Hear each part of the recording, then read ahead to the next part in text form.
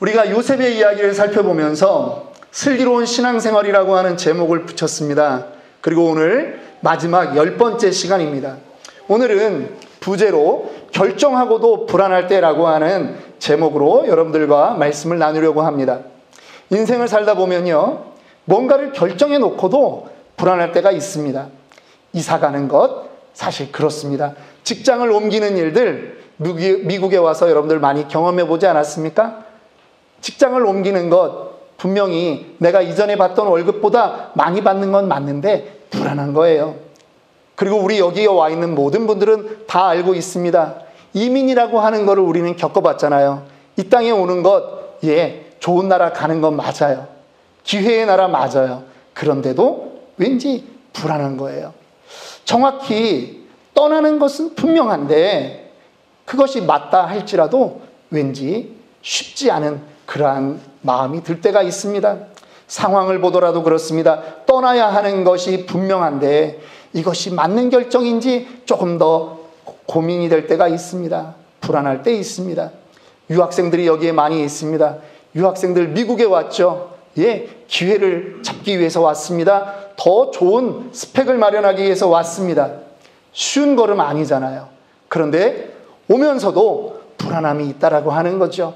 과연 나는 이 길에서 성공할까? 잘 될까? 하는 그러한 것, 이 선택이 과연 나에게도 맞는 것일까? 라고 하는 그러한 불안감이 있습니다. 오늘 이민 첫 발을 내디뎠을 때 그 두려움, 낯선 땅에 처음 들어섰을 때 그 팽팽한 긴장감, 오늘 그거를 가지고 오늘 야곱의 이야기 저와 함께 들어가 봤으면 좋겠습니다. 오늘 하나님은 이 야곱에게 3가지의 은혜를 주십니다. 오늘 이 말씀을 듣는 저와 여러분들에게도 그 야곱이 받은 은혜가 저와 여러분에게도 동일하게 임하는 은혜가 되기를 주님의 이름으로 다시 한번 축원합니다. 오늘 말씀의 배경을 좀 나누겠습니다. 야곱의 11번째 아들 요셉이 사실은 애굽의 총리였던 것입니다. 형들 10명의 형들이 이제 마지막 말째 동생 베냐민을 데리고 요셉 앞에 왔습니다. 나중에 요셉이 45장 1절 2절을 보니까 이제는 더 이상 숨길 수가 없는 거예요. 견딜 수가 없는 거예요. 형제의 정을 나눠야 되는 거예요. 그래서 시종들을 다 물리치고 그 정을 억제하지 못하고 통곡을 하는 것입니다. 형님, 내가 요셉입니다. 형님들이 팔았던 그 동생, 내가 요셉입니다. 얼마나 큰 소리로 엉엉 울었던지 그 소리가 바로의 궁궐에까지 들렸다라고 하는 것이지요. 여러분, 누가 놀랬겠습니까? 형들이 정말 뒤로 나자빠지지 않았겠습니까? 우리가 그때 팔아버렸던 동생이 지금 우리 앞에 있는 애굽의 총리란 말인가? 이제는 놀라움이 두려움으로 바뀌는 것 아니겠어요? 야, 우린 다 죽었다. 그런데 요셉이 말합니다. 두려워하지 말라고. 나를 팔았다고 두려워하지 마십시오.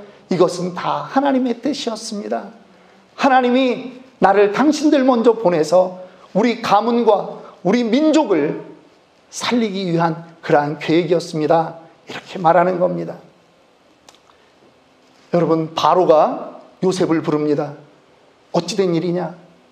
저의 형제들을 만났습니다. 아버지가 아직도 가나안 땅에, 팔레스틴 그 땅에 살고 있답니다. 바로가요, 요셉에게 마차를 선물하는 겁니다. 얼른 가서 모시고 와라. 형제들을 빨리 보내서 너의 아버지를 데리고 와서 함께 살도록 해라. 이제 그들이 떠나갑니다. 아직도 흉년은, 가나안에 있는 사람들은 모르지만 아직도 흉년은 5년이나 더 남았습니다. 이제 그 백성들이 이 애굽에 들어와서 함께 살아야 되는 것입니다.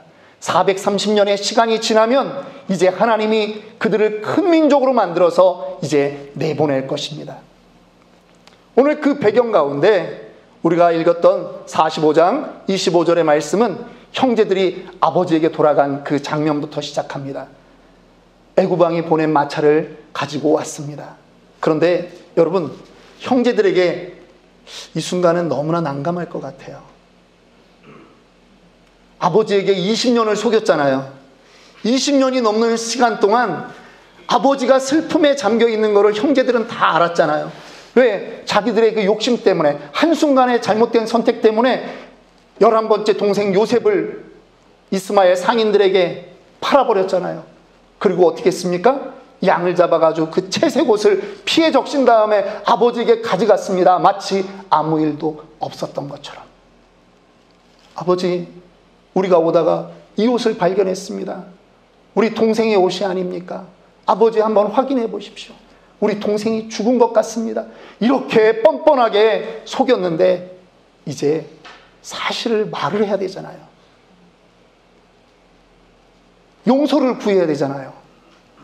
어떻게 하면 좋을까요? 애굽에서 가나안 아버지 집까지 가는 동안 형제들은 의논했을 거예요. 야, 누가 이 말을 해야 되냐? 누가 도대체 이 말을 책임지고 해야 되냐? 우리 한국말로 하면 누가 총대를 매야 되냐? 누가 했을까요? 성경은요, 기록하지 않고 있어요. 제 생각에는 아마 이 일도 유다가 했을 것 같아요.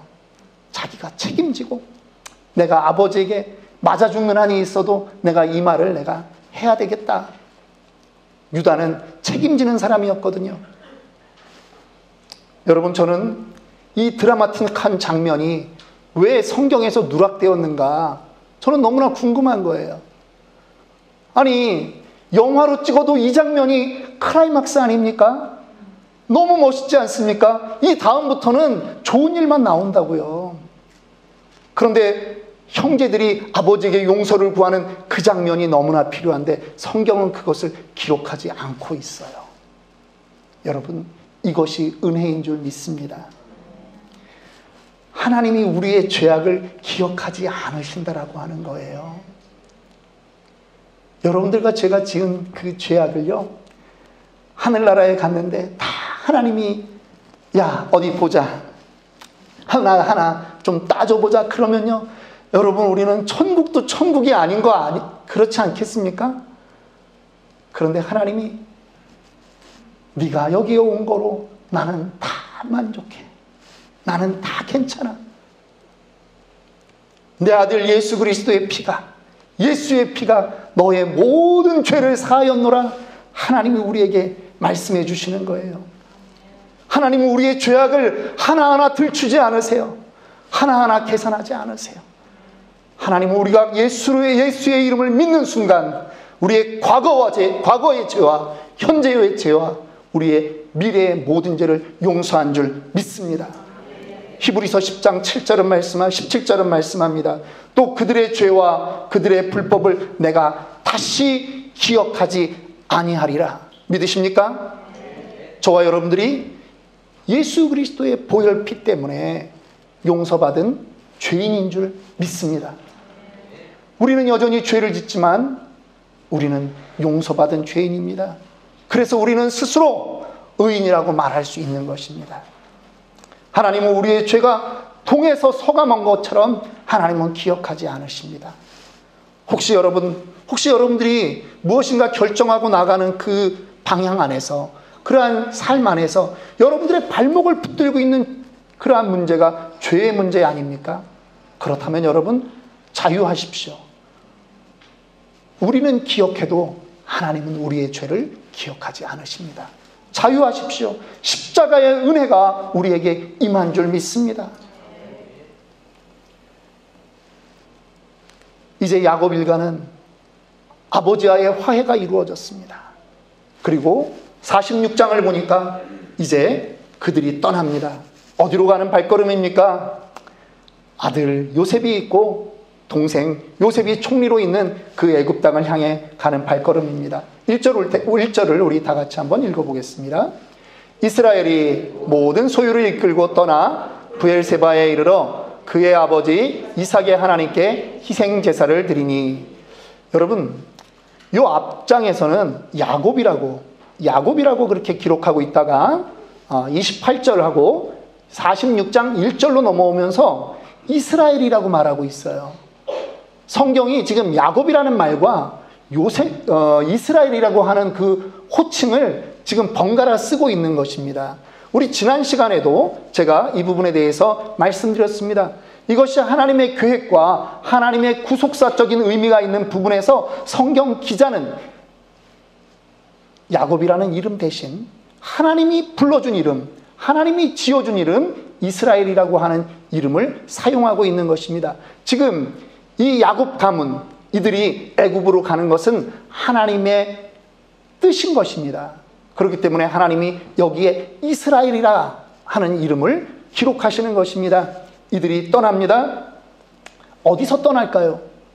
창세기 35장부터 보면요, 이 야곱은 헤브론에 와서 이제 마지막 인생의 삶을 살려고 그렇게 살고 있습니다. 헤브론이 어디입니까? 아브라함의 그 무덤이 있는 곳입니다. 사라가 죽었을 때 막벨라 굴을 사서 거기에 장사하지 않았습니까? 아브라함도 죽어 거기에 묻혔습니다. 그리고 이제 이삭과 리브가, 그리고 야곱의 사랑하는 아내 라헬이 묻혀 있는 곳이 헤브론이라고 하는 것입니다. 우리 한국식으로 얘기하면 선산이죠. 사람들이요, 나중에 연세가 드시면 선산을 자주 갑니다. 왜 그렇습니까? 나도 거기 가서 나중에 묻혀야 되기 때문에. 야곱의 마음을 이해할 수 있겠습니까? 야, 내 나이 이제 130이다. 내가 이제 더 무슨 영광을 보겠느냐? 나도 이제 여기 죽어서 우리 조상에게 가면 되지 라고 하는 거예요. 그런데 생각지도 않게 애굽으로 가야 되는 그러한 문제가 생긴 것입니다. 자식이 보내준 그 마차가 있길래, 바로가 보내준 마차가 있길래 올라타고 가긴 가는데 발걸음이 떨어지지 않는 겁니다. 발걸음이 안 떨어져요. 그래서 어디까지 갑니까? 과히 긴 거리 아닙니다. 조금 내려가면 도달하는 그 부엘세바라고 하는 곳에 갔습니다. 거기서 오늘 1절 말씀은 특별히 이삭의 하나님께 희생제사를 드렸다라고 기록하고 있습니다. 여러분, 왜 부엘세바라고 하는 것을 성경은 꼭 기록하고 있을까요? 이 부엘세바는요, 이스라엘 영토, 훗날에도 이스라엘 영토의 가장 마지막 남쪽 마을입니다. 그런데 이스라엘은 북쪽은 단, 남쪽은 부엘세바, 여기를 지나가면 애굽인 것입니다. 아브라함 때도 흉년이 있었고 이삭 때도 몇십 년 만에 찾아온 흉년이 있어서 애굽으로 가려고 할 때 하나님이 꿈에 나타나서 가지 마라, 여기서 멈춰라, 그렇게 말씀합니다. 블레셋 땅입니다. 그곳에서 농사를 지었는데 그해 100배나 얻었습니다. 우물을 파면 물이 나오는 겁니다. 여러분, 거기서 이삭이 평안하게 누리려고 하는데 블레셋 사람들이 자꾸 와서 뺏는 거예요. 싸우지 않습니다. 피해갑니다. 그런데 맨 마지막 이 부엘세바라고 하는 곳은 그 블레셋 사람들과 화평조약, 평화조약을 맺은 그러한 곳입니다. 이 야곱이요, 이곳에서 아브라함의 하나님이라고 부르지 않고 내 아버지 이삭의 하나님께 희생제사를 드렸다라고 성경은 기록하고 있습니다. 어떤 의미가 있을까요? 이렇게 생각해 볼 수 있을 것 같아요. 내 아버지 이삭이 이곳에서 블레셋 사람들과 화평했던 것처럼 하나님, 내가 이제 애굽에 갑니다. 애굽 사람들과 화평하게 해주세요. 그런 의미가 있었을 것 같아요. 또 한 가지 의미는 아마 저라면 이랬을 것 같습니다. 하나님, 내가 우리 아버지한테 계속 들었는데 옛날에 할아버지 아브라함도 애굽으로 갔다가 큰 봉변을 당했고 우리 아버지 이삭도 애굽으로 가려고 하는데 하나님이 꿈에 나타나서 막으셨던 걸 내가 기억합니다. 하나님, 내가 지금 애굽 가는 게 맞습니까? 아들이 거기에 있고 이 땅은 흉년이니까 거기 가는 게 맞는 것 같은데 하나님, 불안합니다. 하나님, 어떻게 하면 좋을까요? 하는 그 심정으로 제사 드리지 않았을까요? 그래서 오늘 제목을 저는 결정하고도 불안할 때라고 한번 지어봤습니다. 그런데요, 오늘 우리는 먼저 이 야곱의 태도에서 한 가지 더 배우고 넘어가야 될 것이 있습니다. 그것은 뭡니까? 야곱이 옛날부터 이렇게 하나님께 바로바로 제사 드리는 그런 스타일이 아니었다라고 하는 거죠. 무엇인가 하나 얻기 위해서 그는요, 자기의 인생을 거는 그런 스타일이에요. 재산을 취하기 위해서는요, 더 많은 짓도 했어요. 그런 사람이 지금 내 아들이 거기에 있으면, 그리고 내 아들이 총리인데 내가 가는 게 당연하지, 그러면서 야 빨리 가자, 이럴 스타일이라는 거예요. 그런데 지금 거기 멈춰 있는 거예요. 제사 드리고 하나님의 응답을 기다리고 있는 거예요. 저는 여러분들에게 좀 묻고 싶습니다. 여러분들의 신앙생활은 지금 변하고 있습니까? 주변 사람이 야, 당신을 내가 10년을 봤는데 당신 정말 신앙생활의 그 모습이 변하더라. 자신 있는 사람 한번 손 들어주세요. 아니, 겸손할 필요 없어요. 그냥 손 들어주세요. 여러분, 지금 우리가 주목해야 되는 게 있어요. 야곱이 이런 사람이 아니었다는 거예요. 야곱이요, 지금 변해 있는 거예요. 하나님의 음성에 먼저 귀 기울이는 거예요. 지금 인간적인 계산으로 내가 빨리 가서 내 아들 요셉을 만나야 되겠다, 그것 하는 게 아니라는 거예요. 하나님의 뜻이 어디에 있는지 예배의 자리에 나가서 지금 있다라고 하는 거죠. 저도 성격이 되게 급한 사람입니다. 예전에도 한번 말씀드렸다시피 사업을 하다가 제가 그 한순간의 실수로 4만 불을 날렸습니다. 여러분 한번 따라 하겠습니다. 속도보다 방향입니다. 오늘 여러분들이 따라 하신 이 말씀 한마디는 어느 책에서 제가 카피한 그 정도의 수준이 아닙니다. 4만 불 주고 산 겁니다. 다시 한번 따라합니다. 속도보다 방향입니다. 지금 야곱은요, 자기 인생 마지막에 지금 하나님의 음성 듣기를 원하는 것입니다. 오늘 야곱이 누리는 두 번째 은혜가 있습니다. 예배를 통해 힘주시는 하나님의 은혜를 경험한다라고 하는 것입니다. 많은 사람들이요, 인생을 살다가 어려움을 겪으면 참 희한한 선택을 합니다. 반대로 돌아서더라고요. 문제가 생기면 예배의 자리로 나와야 되고 하나님 앞으로 가야 되는데 문제가 생기면 교회를 안 나와요. 아니, 이게 도대체 어떻게 된 일입니까? 문제가 생기면 그 문제보다 크신 하나님께 나와야 되는데 문제가 생기는 순간 교회를 안 나와요. 야곱을 통해서 우리가 배워야 됩니다. 야곱은 문제 앞에서 예배를 드린 것입니다. 예배를 통해서 답을 찾으려고 했던 그 사람이 바로 야곱입니다. 야곱은요, 브엘세바에서 자기 식구들의 모든 걸음을 멈추게 하는 것입니다. 떠들지 못하게 하는 거예요. 하나님의 음성을 한번 들어보자. 결정하고 지금 가는 거는 맞는 것 같은데 도대체 하나님은 어떻게 말씀하시는지 제사를 드리고 그 하룻밤을 지내는 것입니다. 하나님의 사인에 집중하는 것입니다. 여러분들에게도 이런 날이 있기를 원합니다. 내 성질대로, 내 마음 급한 대로 그렇게 하는 것이 아니라 하나님의 은혜를 구하는 저와 여러분들이 되기를 주님의 이름으로 축원합니다. 하나님이 그들을 버리지 않았습니다. 예배는요, 나의 만족을 위해서 드리는 것이 아니에요. 예배는요, 하나님을 기쁘시게 하는 거예요. 예배는 하나님의 뜻을 구하는 거예요. 이제 하나님이 2절과 3절에 하나님이 말씀합니다. 여러분, 예배를 통해서 두려움이 물러갈 줄 믿습니다. 예배를 통해서 확신이 생길 줄 믿습니다. 예배를 통해서 하나님의 위로받게 될 줄 믿습니다. 야곱은 생각지 않았던 자기와 자기 후대의 미래를 하나님으로부터 말씀을 듣습니다. 너로 큰 민족을 이루게 하겠다. 쪼그라들어 있는데 초라한 늙은이로 130살의 그 사람으로 이제 어떻게 살까를 고민하고 있는 그가, 하나님은 그에게 원대한 비전을 주는 것입니다. 오늘 우리의 예배 가운데 갈급한 심령으로 예배하는 여러분 마음 가운데 하나님의 메시지가 찬양의 가사를 통해서, 대표 기도자의 그 기도를 통해서, 오늘 선포되는 말씀을 통해서 하나님의 말씀으로 임하기를 다시 한번 축원합니다. 응답받았습니다. 아들 요셉이 총리로 있기 때문에 성큼성큼 애굽으로 가는 것이 아닙니다. 응답받았기 때문에, 약속받았기 때문에 그 걸음은 이제 가벼운 걸음이 되는 것입니다.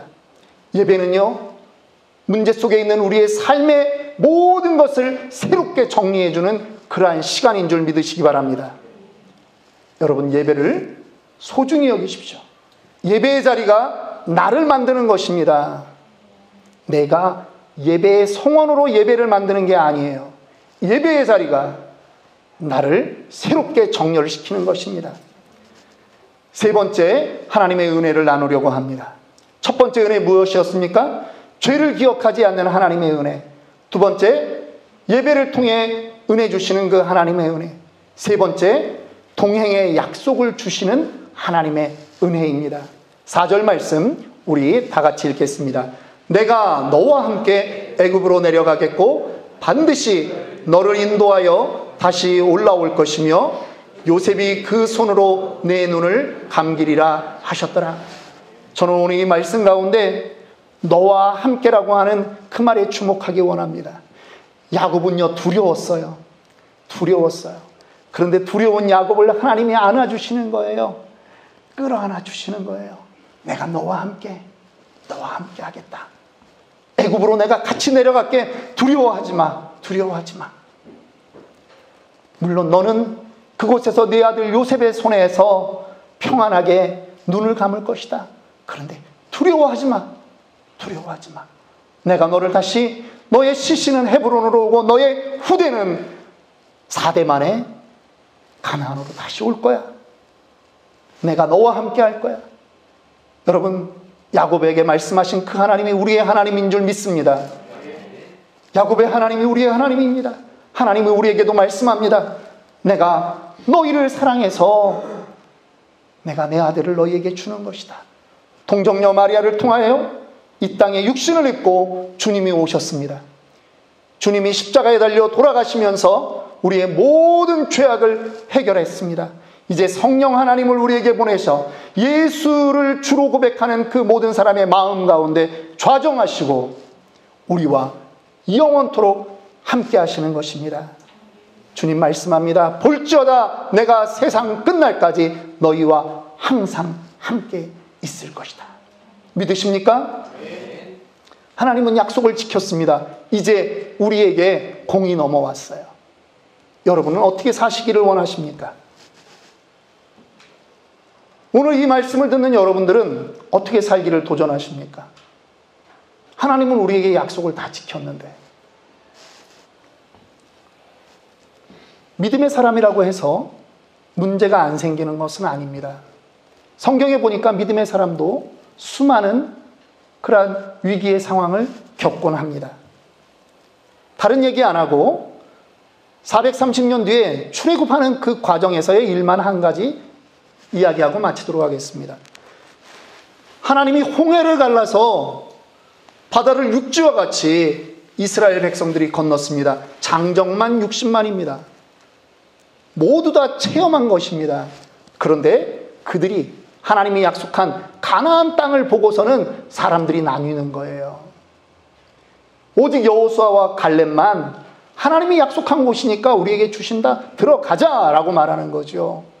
그런데 남들은 그렇게 얘기 안 합니다. 특별히 저는 오늘 갈렙을 성경이 뭐라고 말하는가 여러분들에게 소개하고자 합니다.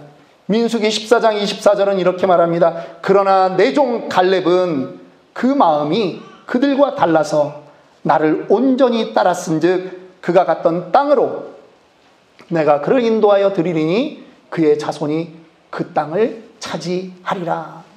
갈렙은 다른 사람들하고 달랐다는 거예요. 그 마음이 그들과 달랐다는 거예요. 근데 NIV 영어 성경을 보니까 이렇게 기록되어 있어요. My servant Caleb has a different spirit. 발음에 너무 신경 쓰지 마세요. 시험 듭니다. 예. 내 종 갈렙은 he has a different spirit. 다른 영을 가졌다는 거예요. 남들이 소유한 그런 영이 아니에요. 진정한 하나님을 가지고 있다라고 하는 거예요. 반쪽짜리 마음으로 하나님을 섬기지 않고 지금 온전히 따랐다라고 하는 것입니다. 다른 말로 표현하면 갈렙은요, 하나님의 약속에 자기의 온몸을 던진 사람이라고 하는 것이죠. 하나님이 그 갈렙과 함께 있습니다. 동행하셨습니다. 약속을 끝까지 하나님이 지켜주셨습니다. 여러분, 하나님은 약속의 하나님이십니다. 온전히 하나님의 뜻을 구하고 하나님만 따르고 계십니까? 하나님에게 여러분을 한번 던져보셨습니까? 하나님이 여러분 책임지십니다. 하나님 여러분 책임지세요. 던져보세요. 여러분, 여러분의 과거 한번 생각해 보세요. 죽을 것 같이 힘들고 어려웠던 시절에 하나님이 여러분의 신음소리 들으셨잖아요. 그 문제 해결됐잖아요. 홍해같이 막혔던 관계의 문제, 건강의 문제, 재정의 문제 어느 순간 사라졌잖아요. 경험하고서 왜 이번에는 못 던지는 거예요? 왜 지금은 못 던지는 거예요? 아직도 꿈에 하나님을 보아야지 믿을 수 있겠습니까? 아직도 하나님의 음성이 피지컬한 나의 몸에 들려야 믿을 수 있겠습니까? 이 성경 66권이 지금 다 하나님의 약속으로 우리에게 주어졌는데,